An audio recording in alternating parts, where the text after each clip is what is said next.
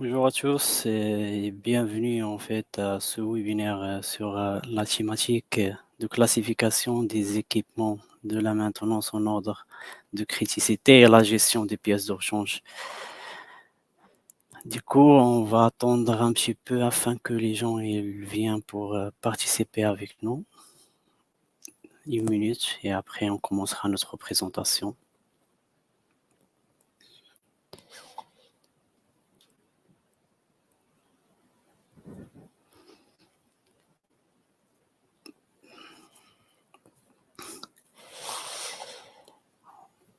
Ok, bonjour à tous. Et aujourd'hui, en fait, nous avons l'immense bonjour à tous. En fait, aujourd'hui, nous avons l'immense plaisir en fait de vous présenter cette classification des équipements en ordre de criticité et gestion des pièces de rechange.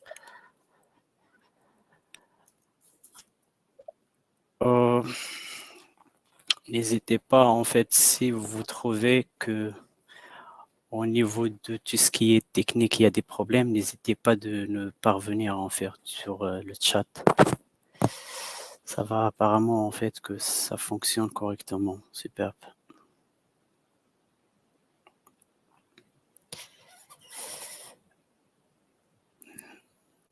Ok.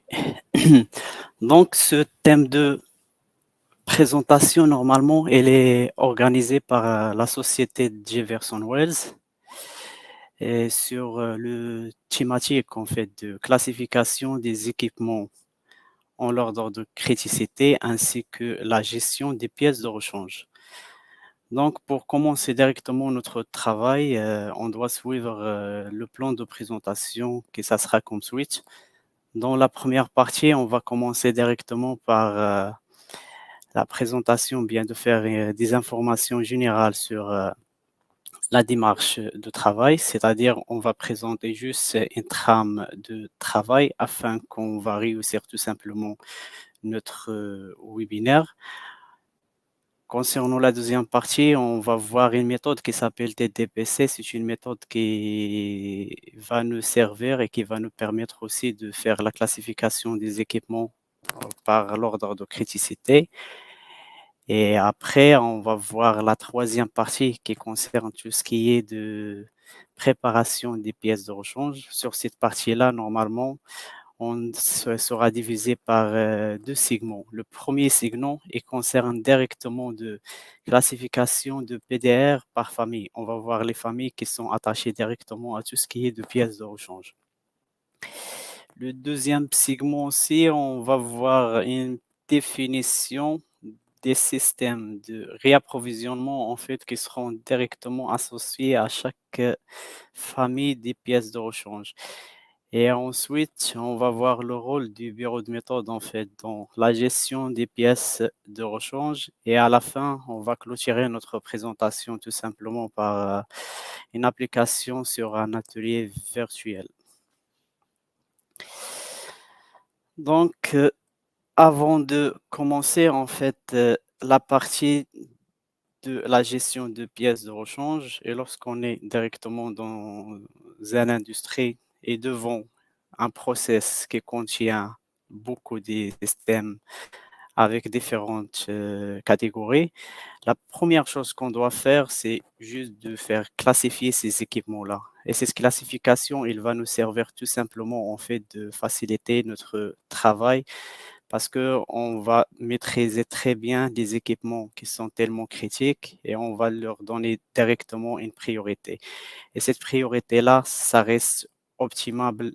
Ce n'est pas à la fois en fait pour que la gestion des pièces de rechange, mais il y a d'autres avantages soit sur laquelle on va baser directement de mettre en place une politique de la maintenance.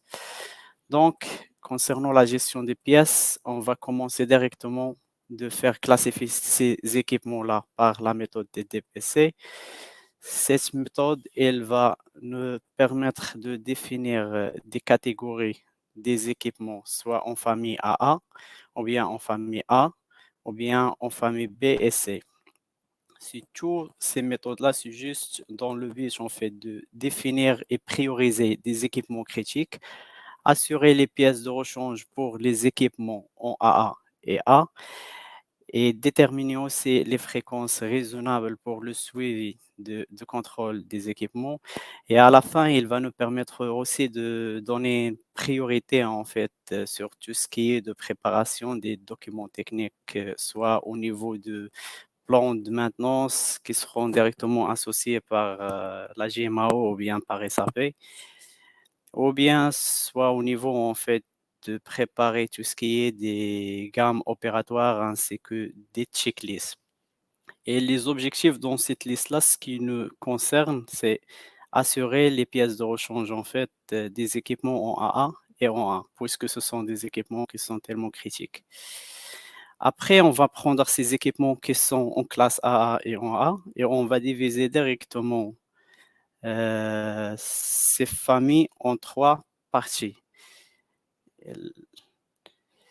La famille stratégique, en fait, ce sont des équipements dans leurs absences, on aura directement un arrêt prolongé et aussi ils peuvent tout simplement entraînera une rupture de livraison clientèle. Et pour maîtriser en fait la stratégie de ce type des équipements, on est obligé quand même de maîtriser le cycle de vie d'un équipement. On sait très bien que chaque matériel, il passe par trois phases. La première phase, c'est la phase de jeunesse. La deuxième phase, c'est la phase de la vie utile ou bien la phase de la maturité, dans laquelle on peut trouver tout simplement le taux de défaillance est constant. Et la troisième partie, c'est la partie de vieillissement. Et après, on va voir la deuxième partie qui concerne des pièces de rechange. Ce sont des pièces de rechange programmées. Ce type de pièces, ils sont toujours liées à un équipement. Ils sont stockés ou bien non stockés, dont les quantités sont fixes ou bien variables par rapport à un calendrier de la maintenance préventive. C'est-à-dire, ce sont l'ensemble des travaux engendrés sous forme des OT. Ces pièces-là, normalement, on va demander juste aux besoins. Et notre besoin, en fait, c'est les travaux systématiques qui est relié directement avec un échéancier. Et la dernière famille des pièces de rechange, ce sont des pièces de rechange qui sont mouvementées. Ce sont des pièces actives stockées au magasin, soit liées ou non liées. Et ce sont des pièces stockées en quantité fixe ou variable. Donc, généralement, ces pièces-là, ce sont des pièces qui sont peu coûteuses et n'auront aucune influence en fait sur notre process ou sur la disponibilité de notre machine. Donc, la classification des équipements par la méthode TDPC. La méthode TDPC, c'est quoi? C'est une méthode en fait qui est inspirée par AMDEC. C'est pour l'objectif de classifier des équipements en ordre de criticité.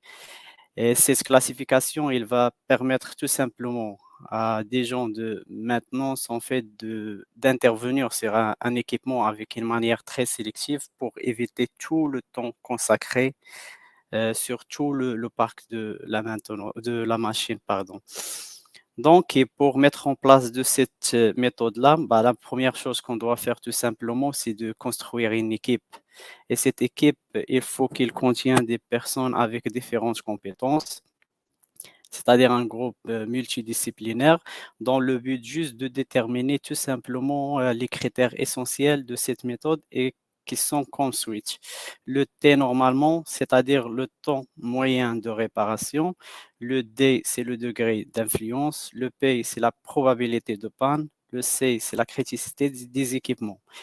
Et après la classification de tous ces équipements-là, bah, les agents de maintenance, ils veillent à prioriser des équipements qui sont en classe AA, sur tout ce qui est ce qu'on a déjà mentionné en fait, sur tout ce qui est de gestion de PDR, création des plans de maintenance et les modes opératoires. Donc voilà le tableau ou bien le barème qui concerne la classification des équipements là avec les 4 critères qu'on a trouvés. Et pour chaque critère, tout simplement, il est lié avec une notation. Par exemple, le temps moyen de réparation d'un tel équipement, Si on va trouver que le temps moyen et les supérieurs, son temps moyen est supérieur à 4 heures, on va leur donner directement 5 points en fait comme une notation. S'il est entre une journée jusqu'à 3 jours, dans ce cas-là, on va le donner tout simplement 40 et vice versa en fait pour tous les équipements avec différents en fait critères, soit au niveau de sécurité, au niveau d'utilisation d'équipement, est-ce que cet équipement il fonctionne avec un stand-by ou non, au niveau de taux d'utilisation, est-ce qu'il va impacter, par exemple, s'il va tomber en panne, il va impacter sur la qualité ou bien la consommation d'énergie et ainsi de suite. Et après, on va faire directement un calcul de cumul décroissante et on va déterminer que les 10% en fait de ces équipements, ce sont des équipements en AA, les 20% ce sont des équipements en A, les 60% ce sont des équipements en B et les derniers ce sont des équipements en C. Maintenant, on va passer à la partie de définition et classification des pièces de rechange par une famille. C'est quoi une pièce de rechange en général? Les pièces de rechange, normalement, on peut l'acheter direct ou bien commander sur stock. Ce sont des pièces qui sont liées parfois à des équipements, comme les pièces de rechange de famille programmées, ou bien des pièces qui ne sont pas liées, qui sont juste des pièces consommables, des produits consommables. Et on trouve ce type de pièces-là dans la famille, en fait, des pièces montées. Les pièces aussi, il peut être mobilisées ou non mobilisées, critiques ou courantes, neuves ou bien reconditionnées, c'est-à-dire on peut faire des réparations dessus, obsolètes ou bien ce sont des pièces en surstock. Voilà le bureau de méthode normalement dans ces trois familles. La première famille de pièces qui sont programmées, la demande d'achat formulée par le préparateur du bureau de méthode, la réception qualitative effectuée par le bureau de méthode, c'est lui qui va tout simplement en fait valider la conformité des pièces réceptionnées. Les pièces sont stockées ou bien ne sont pas stockées. Et ce type, normalement, des pièces, normalement, sera directement lié avec la gestion des pièces de rechange par la GMAO, parce que GMAO, elle va nous générer directement des ordres de travail automatiquement à travers un échéancier ou bien un pas ou bien une fréquence d'intervention. Et comme ça, le préparateur, il va sélectionner presque tout et il va préparer en fait ces pièces à l'avance. Concernant les pièces mouvementées, ce sont des pièces stockées et au niveau de réapprovisionnement, normalement, on doit suivre la méthode de seuil max et de seuil mini, à condition, on sera obligé tout simplement de déterminer ou bien d'avoir en fait l'historique de consommation de ce type de pièces. Concernant les pièces stratégiques, ce sont des pièces stockées sujet d'une analyse de risque et des critères définis par le bureau de méthode. Le DA, ça sera formulé par le préparateur des méthodes. L'acquise en immobilisation de la valeur, il va être supérieur en fait à un seuil de 1 K euro. Réapprovisionnement, ça sera se fait après une analyse de risque et validation technique et financière.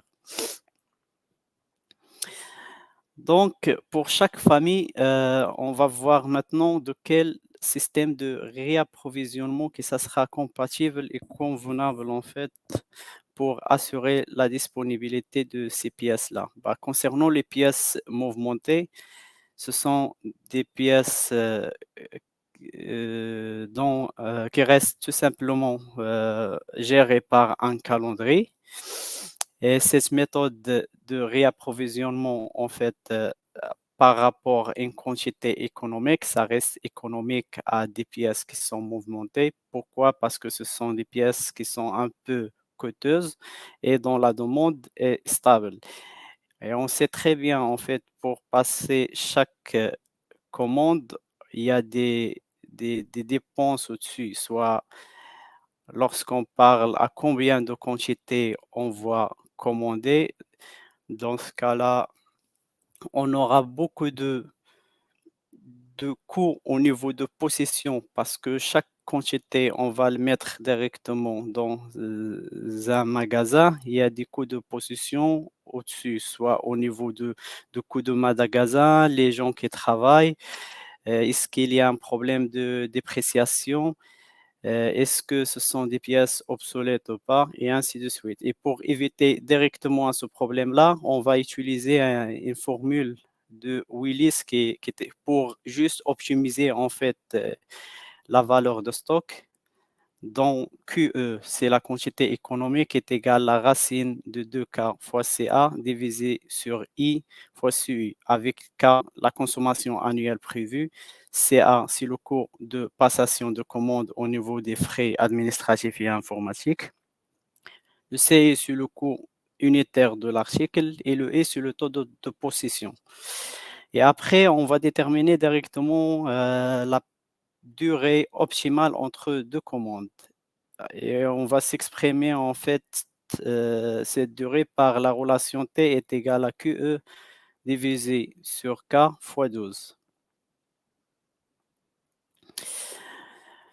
Pour les pièces programmées, le type ou bien le système de réapprovisionnement que ça sera adéquat en fait à cette famille-là, c'est on va utiliser la méthode de réapprovisionnement par la gestion par un point de commande ou bien par le seuil de réapprovisionnement.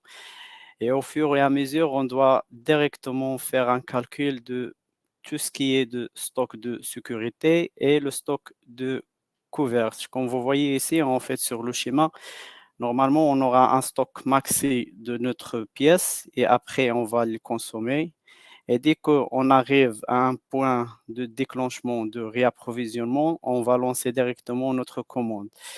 Et sur cette partie, de stock mine ou bien de stock de couverture, normalement, il va nous servir juste de couvrir contre de délais d'approvisionnement. Et concernant le stock de sécurité, elle va nous protéger directement si on a des aléas, soit au niveau de la machine. C'est peut-être la machine, elle va tomber en panne et on va consommer directement toutes les pièces qui seront déjà préparé pour la maintenance préventive systématique, ou bien le moment où on aura un aléa qui est attaché directement à le fournisseur, en fait, au niveau de délai d'approvisionnement. Donc, le stock d'alerte est égal au stock de sécurité plus le stock mine. Et pour calculer tout simplement le stock de sécurité, on doit utiliser la loi normale pour déterminer le facteur de sécurité avec un temps de service. Pour nous, on a un temps de service sur la machine de à peu près en fait 97% comme infiabilité. Et cette formule, ça sera exprimé en fait par F c'est le facteur de sécurité, fois la racine de la durée d'approvisionnement, fois les contraintes des pièces qu'on doit consommer au carré, plus la consommation moyenne K au carré fois les contraintes d'approvisionnement au carré.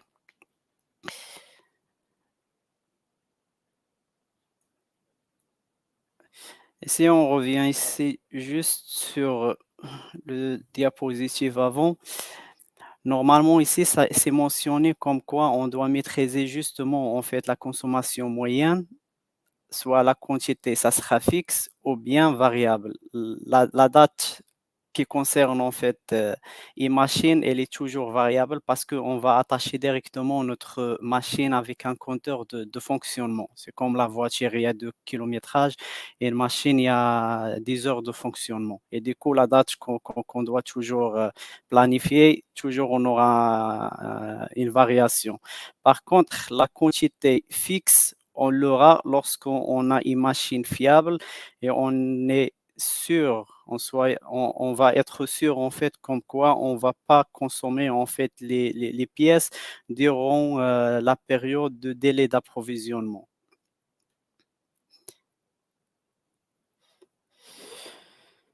Et concernant les pièces stratégiques, en fait, ce sont des pièces très coûteuses à prix variable dont leur rupture de stock provoquera directement un arrêt total de production.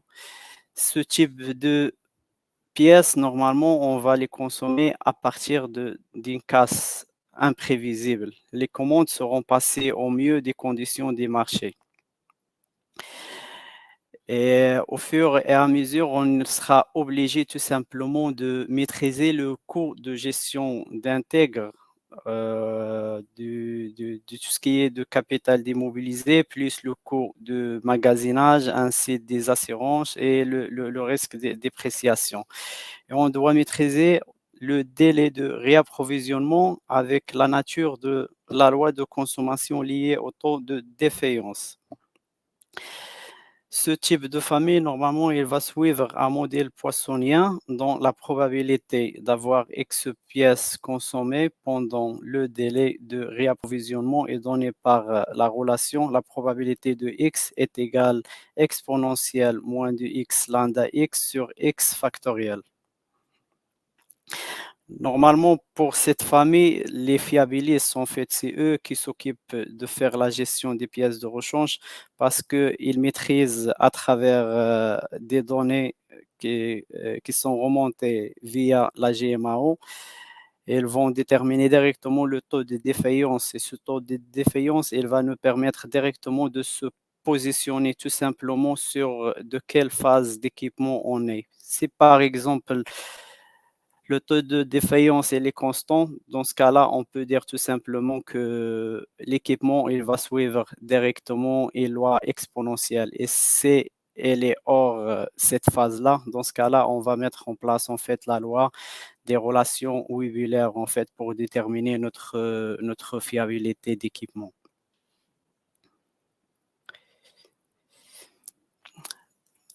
La classification des pièces de rechange sera effectuée en fait par la méthode ABC, après une notation de chaque pièce selon les points au-dessous. Et on a des points ici et à chaque fois, on va poser juste des questions. Par exemple, si la pièce, il y a une rupture en fait de stock, est-ce que cette pièce-là, pendant combien de temps le marché sera-t-il perturbé suite à une panne? Et concernant aussi le délai de livraison de la pièce, quel est le coût d'achat et de livraison sur le site? Le fournisseur, est-ce que ce fournisseur qui va nous fournir cette pièce-là, est-ce qu'il est unique? Est-ce qu'il est fiable ou pas? Pour l'équipement, combien d'équipements? Est-ce que ces pièces-là, normalement, on va les trouver sur d'autres équipements sur le site ou pas? Est-ce que la pièce sera-t-il disponible sur toute la durée de vie de l'équipement? Est-ce que ces pièces-là, normalement, si par exemple il y a une dégradation, est-ce qu'on peut diagnostiquer des problèmes reliés à cette machine ou pas? On va voir aussi l'historique au niveau de nombre de remplacements sur les 2 dernières années et après on va voir, l'esprit de partage. Est-ce que la pièce existe sur d'autres lignes? Est-ce qu'elle est stockée sur d'autres sites, par exemple? Donc cette méthode-là, elle va nous permettre de répondre à toutes ces questions-là sur laquelle directement on va donner une notation et comme ça à la fin on va faire la méthode ABC pour, classifier, les familles de pièces de rechange. La, la famille A seront directement en fait des pièces qui sont stratégiques et les dernières familles C en fait ça sera directement la famille de pièces mouvementées. Et concernant les pièces programmées, ben, on le sait déjà parce qu'elles sont reliées directement par la GMAO et reliées aussi à la maintenance préventive systématique. Voilà le barème en fait de classification des pièces de rechange. On va poser juste des questions au niveau de la sécurité, tous les critères qu'on a, soit sécurité, production ou bien qualité. On dit tout simplement au manque de ces pièces-là, est-ce qu'elle aura directement un impact sur la sécurité? Si oui, on va le donner 3, sinon on va le donner un, et vice versa, et ainsi de suite, en fait, pour tous les autres critères. Maintenant, on va parler directement au rôle du bureau de méthode dans la gestion des pièces de rechange. Le bureau de méthode, normalement, il doit définir la nomenclature pour chaque équipement. Il doit définir aussi quelles pièces sont à stocker en magasin, participer au paramétrage du stock min et max. Il va aussi créer et maintenir les liens entre des pièces et l'équipement sur fiches techniques et logiciels de la GMAO. Elle va participer aussi de faire l'inventaire des pièces, l'inventaire annuel. Il veille aussi à la qualité des pièces achetées et participer à l'identification des pièces critiques et leurs analyses. Maintenant, on passera directement à pratiquer en fait ces méthodes qu'on a déjà présentées dans la première partie, dans un atelier virtuel. On va prendre comme un exemple en fait une société qui travaille en fait dans le secteur mini-carrière, c'est-à-dire une société en fait qui fait l'exploitation de produits sous forme de l'argent, comme un exemple. Et elle contient en fait des installations fixes qui s'appellent des machines d'extraction. Et ces machines d'extraction, son rôle global, c'est de transporter en fait les personnels ou bien le produit, de la partie de fond en bas jusqu'en haut. Après, on va prendre ces machines-là et on va directement décompositionner la machine d'un équipement d'un équipement composé à un équipement simple et on va travailler directement par la famille de sous-équipements-là. C'est juste pour faire la classification par la méthode des DPC. Maintenant, je vais directement partager avec vous en fait les fichiers Excel en fait pour pratiquer notre exemple sur la classification par la méthode des DPC. Hop, je vais arrêter directement le partage, désactiver. On va passer au partage de fenêtre. Voilà.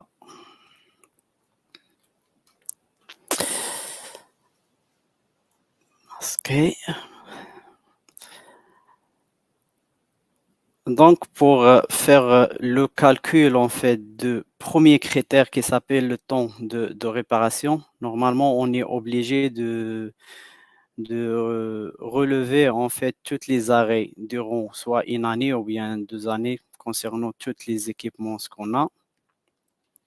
Et ensuite, on va déterminer directement le mean time to repair, le temps moyen de réparation.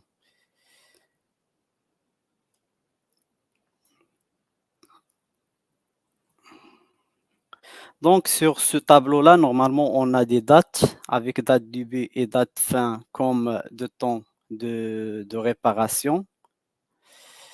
Ensuite, on a des familles qu'on a déjà discuté, soit le skip ou bien des pompes. Ce sont des équipements de la machine d'extraction. Et chaque machine, en fait, elle est attachée directement à un nombre de défaillances mensuelles ainsi que le temps euh, d'arrêt pour la réparation. Après, en fait, d'utilisation de tableaux dynamiques, on a arrivé tout simplement en fait à déterminer le temps de réparation moyen pour chaque machine. C'est le temps mensuel avec le nombre de défaillances. Et on sait très bien en fait que le temps moyen de réparation est égal en fait la somme de temps de réparation divisé par le nombre de pannes. Donc, après le calcul, on a trouvé tout simplement que les équipements de, qui sont le skip ainsi que de tambour et de réducteur, ils ont un MTTR supérieur à 8 et c'est presque de 7 en fait pour le skip, ainsi que le 3,73 en fait pour les réducteurs. Donc après, on va passer directement de faire le calcul en fait. On va prendre tout simplement en considération, on va faire l'affichage ici. L'affichage, organisation verticale, nouvelle page. Affichage, l'organisation verticale, c'est bon. Hop.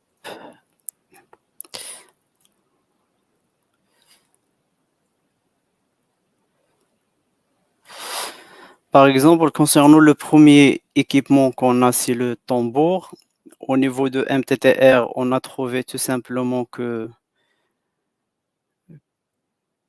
qu'elle a dépassé en fait 8 comme un temps moyen de 8 heures en fait, comme un temps moyen de réparation. Du coup, on va lui donner directement une notation de 10. On va poser presque la même question. Est-ce que ce tambour-là, il a un effet sur la sécurité? Si oui, on va donner directement 20, sinon on va le donner 0.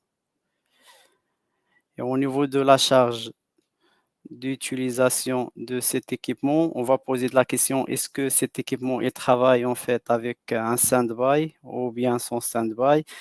Est-ce que le taux de charge d'utilisation est égal à 100% ou bien 60%?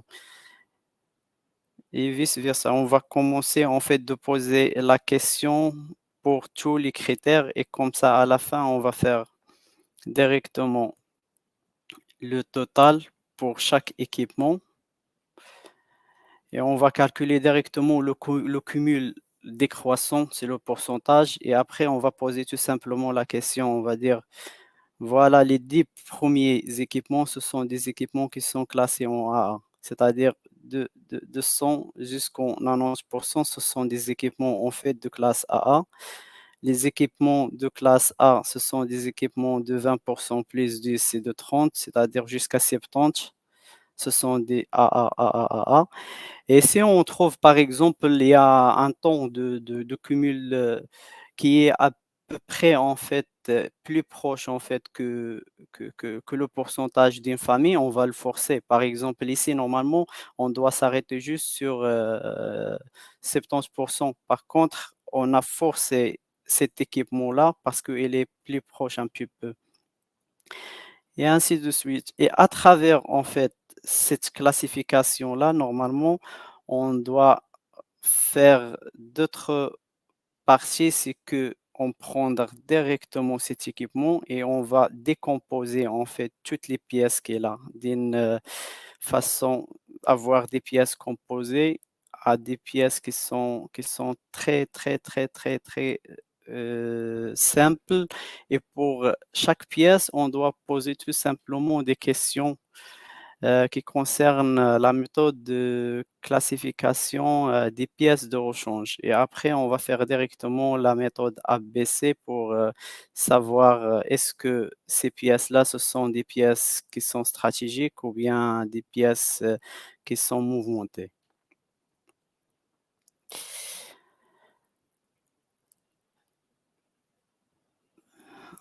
Donc, voilà la présentation. Maintenant, on va passer directement à des questions. Si vous avez des questions, en fait, bah, n'hésitez pas de m'écrire, en fait, sur le chat.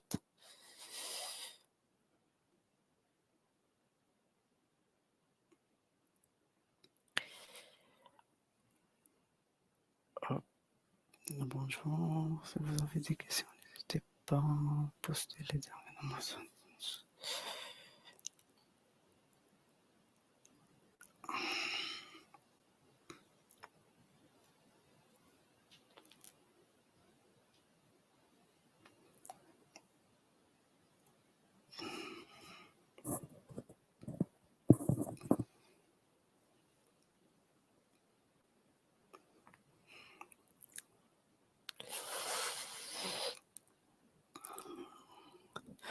Bah, n'hésitez pas, en fait, si tout est clair, bah, ça reste mieux. Mais si vous avez des questions, en fait, bah, n'hésitez pas tout simplement.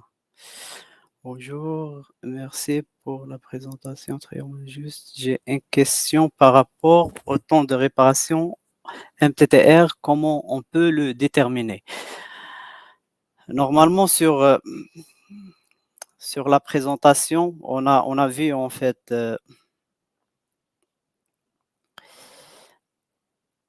partage, on avait un tableau qui concerne juste tout simplement de déterminer des arrêts. Et ces arrêts-là, normalement, sont attachés à chaque équipement.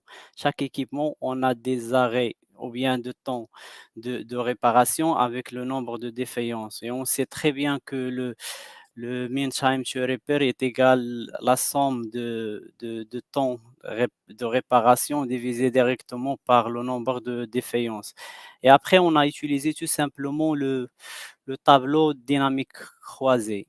On a mis ici comme une famille au niveau de notre ligne, on a mis presque tous les équipements, ainsi que au niveau des colonnes, on a mis directement des mois avec les durées de réparation de chaque équipement ainsi que le taux de défaillance comme une valeur qu'on doit directement traiter sur notre exemple. Et après, on a juste relevé en fait ces valeurs-là et on a exécuté la méthode qui est très simple en fait, juste la relation, la somme de temps de réparation divisé par le nombre de défaillances. Et ensuite, on a sélectionné directement les MTTR qui sont supérieurs en fait à 4 heures par jour ou bien entre 4 heures et 8 heures. Et ce qu'on a trouvé dans notre exemple en fait,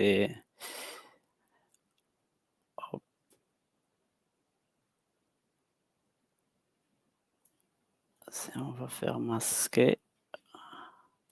Voilà, ici normalement notre réducteur et notre skip qui ont un temps qui est élevé en fait au niveau de réparation, de temps de réparation. Bonjour. Bah, de toute façon, je vous remercie. Merci beaucoup, Ekram, pour votre question. Je ne sais pas si vous avez d'autres questions, ben, n'hésitez pas, je serai à votre écoute.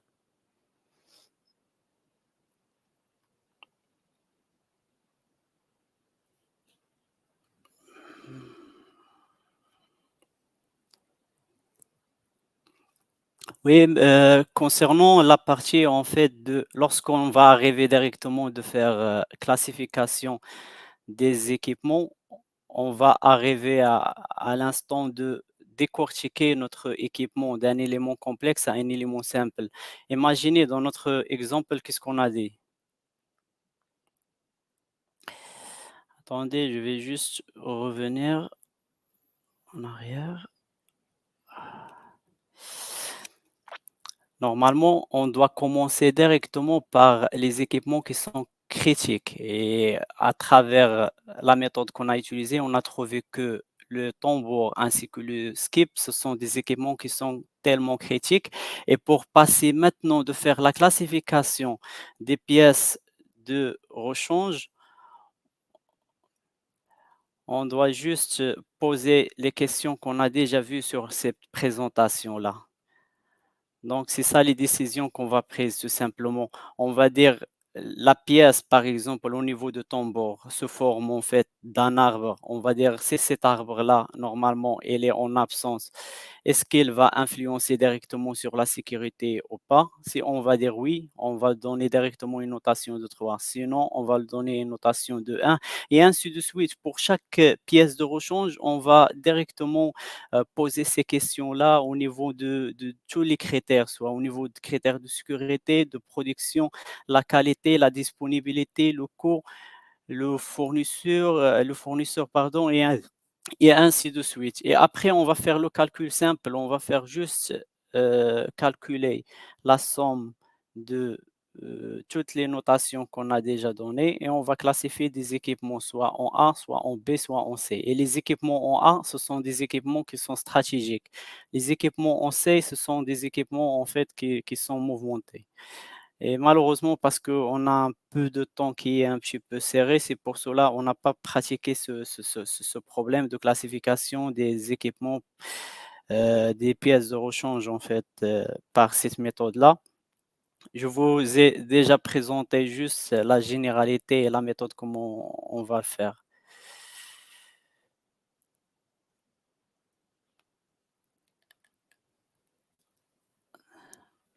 Oui, cette classification impactera-t-elle la gestion des pièces de rechange?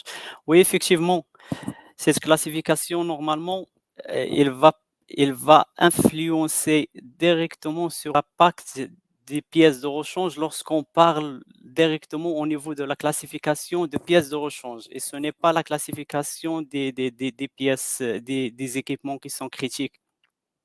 Les équipements qui sont critiques, c'est juste pour, leur donner en fait, une priorité. Parce que lorsqu'on commence un travail au sein d'une société, on aura beaucoup des équipements et pour mettre en place un projet de gestion de pièces de rechange, ça nous prend beaucoup de temps et c'est pour cela on a dit: «On est bien si on va mettre en place cette méthode de classification des équipements tête des PC, on va dire voilà ces équipements qui sont critiques, c'est eux qu'on doit déterminer directement pour faire la gestion des pièces de rechange et comme ça on va assurer directement la disponibilité des pièces pour éviter soit un arrêt total de la production ou bien pour éviter la rupture de stock. Mais c'est obligé, franchement, c'est obligé de passer par TDPC ou bien par la méthode Lambdeck. Et après, on va décortiquer notre équipement en sous-équipements et comme ça, on va reclassifier ces pièces-là en répondant à des questions qui sont reliées à des critères, soit au niveau production, sécurité, l'environnement, qualité et ainsi de suite.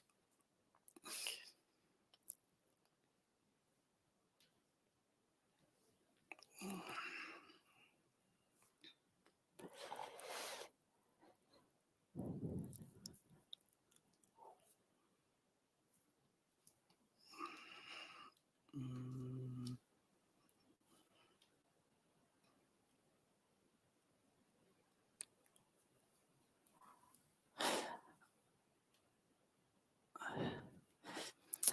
Normalement, cette méthode, qui prendra en charge cette classification.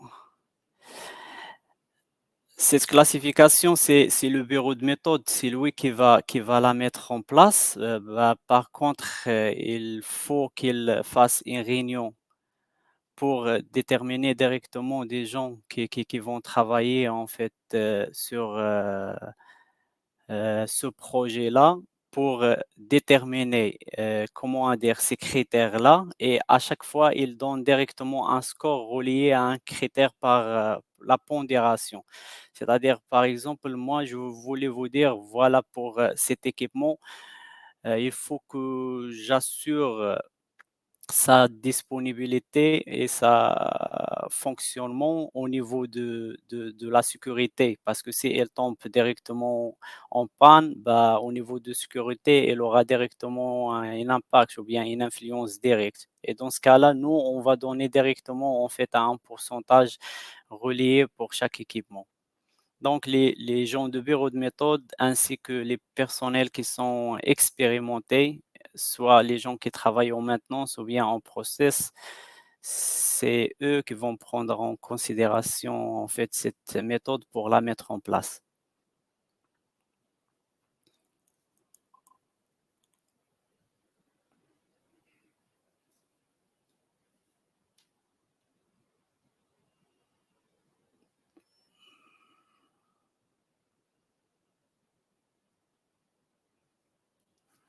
Mmh.